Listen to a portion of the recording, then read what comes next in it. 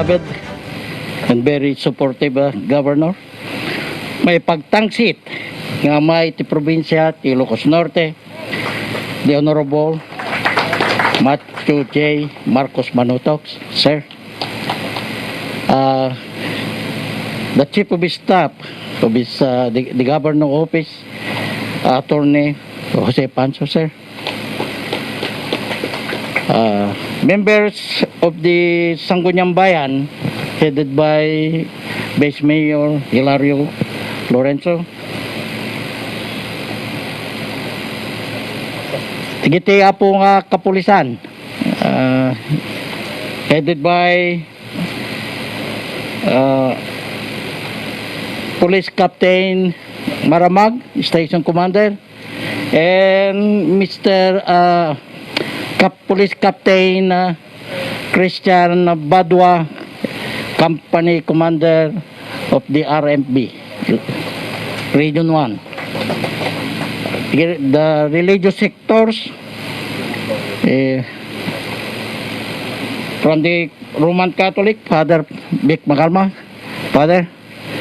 From the members of the United Body of Christ, Apo Pastor. Department heads,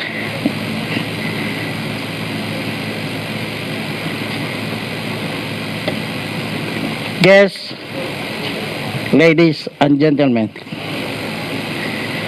it is an honor and privilege to stand before you today on this groundbreaking ceremony of the construction of this 3-story multi-purpose building of the municipality.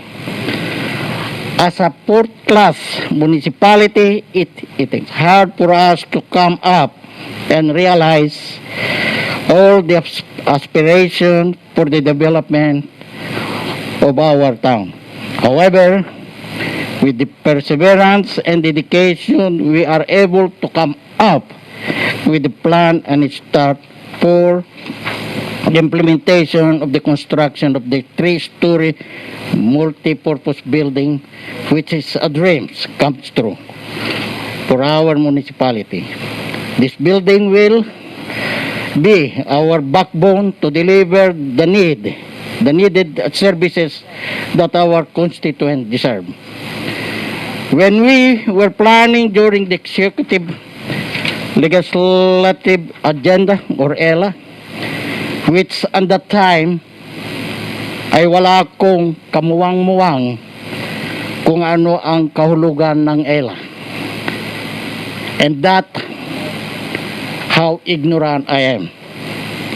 But thanks God, naisagawa ang ELA with a bold and ambitious vision and ambition. In that memorable event, I said to that event that if Marcosenios will work together, and pray together, every plant we pray, God will grant us. And despite the obstacle and difficulties that we are encountering, thanks God, we reached this part.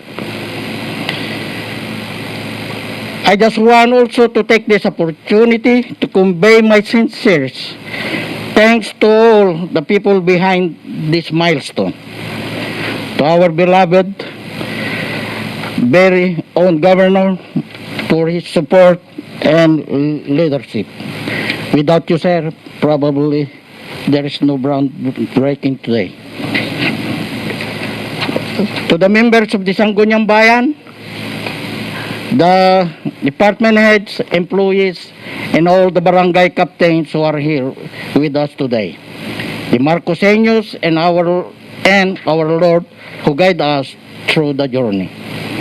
Let us continue to serve and let us continue to dream for more progressive town. Let us join hand in hand and make every dream a reality. Agbiag ti Marcosenios, Agbyag ti panagtikin ng mayat ti tunggal mayt sa maysa. Agbyag ti anak ni Lucano. Thank you very much and God bless us all.